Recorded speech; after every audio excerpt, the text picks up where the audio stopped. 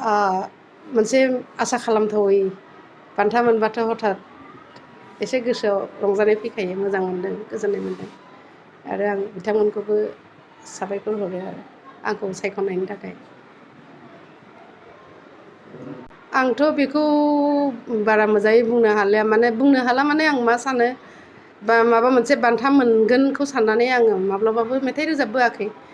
जे बेबायदिनि फिथाइखौदि बेबायदियै मोनहैयो उनावहाय बेखौ आं बारा सानस्लाबनो हाया बा आङो आसाबो खालामखायाखै आङो मालाबाबो लुबैयाखै दा जुदि रायजो राजाफ्रा सायख'नानै जुदि गनायनानै आंखौ बेबायदि बान्थाखौ होदोंब्लाथ' आंनि थाखाय जोबोद गोजोनथाव बाथ्रा आं बेखौनो बुंनो लुबैगोन दाथ' जोंनि जुगावथ' आरो एसे पुराना माबाजों आदब खायदाजोंसो खालामनाय जायोमोन दानि जुगाथ' आरो गासैबो डिजिटेल जालांजोब्बाय गासैबो टेक्न'लजिफ्रा सोलायलांबाय दानि सिंगारफ्रा गोरलैयैनो रोजाबनो हायो फिल्म आरि बानायबाबो मोसाबाबो हयथ' एडिट खालायनो हायो आं बेफोरनि सोमोन्दै बारा बुंनो थांला बा मोजाङै आं बारा मिथिया अब्लाबो दा जोंनि इयुन जोलैफ्रा बिसेसकरि आङो सिंगारफोरखौ बुंगोन आरो आं जिहेथु सिंगारफोरा नाजानांगौ गावनि अरिजिनेल किसुमान टिउनखौ लानानै नाजानांगौ बा बांसिन मेसिनारि जिनिसजों खारफानो नाङा गावनि थाखाय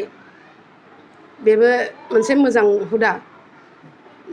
मानसिनि सिगाङाव मानसिनि गेजेराव रायजोनि गेजेराव गावखौ मिथिसार होनो थाखायल' माखासे टेक्न'लजिखौ बाहायनानै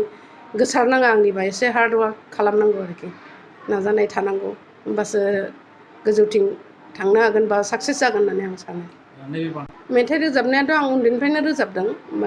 क्लास 5निफ्राय आङो ओरैनो स्कुलनि कम्पिटिसनफ्राव पार्टिसिपेट खालामदों आरो कम्पिटिसनाव आङो बादायलायदों बिदिनो बिनिफ्रायनो सुरु जाजोब्बाय बे क्लास 5 बुङोबाथ' 10-11 बोसोरसो बैसोनिफ्राय आरो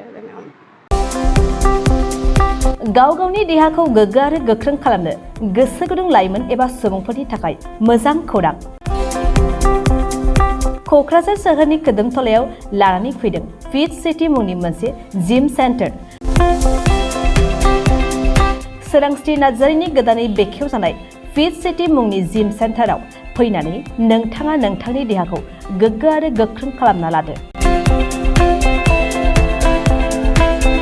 अब्ला मानोथो गोबाव खालामखो नोंथाङा थाबैनो फिट सिटीआव एडमिसन लाहैदो आबुंसिनै मिन्थिनो थाखाय 7896710934 नङाब्ला 9706677961 मबाइल नम्बराव कल खालामनो हागोन।